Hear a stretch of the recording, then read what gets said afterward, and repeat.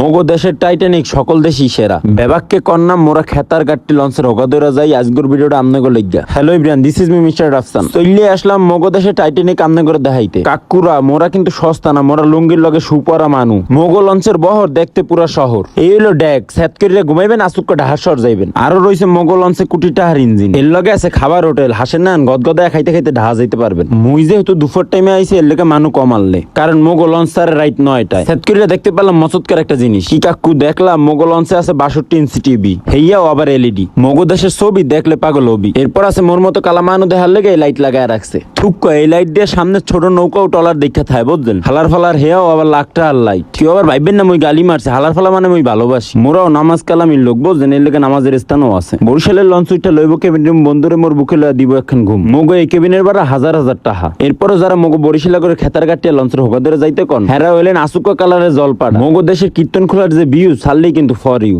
এখন আমি চতুর্থ তারা অবস্থান করতেছি, সেটা হচ্ছে এখানে হচ্ছে সেই ড্রাইভ রুম, যেখান থেকে পুরো লঞ্চকে কন্ট্রোল করা হয় আর এখান থেকে হচ্ছে পরিচালনা করা হয়।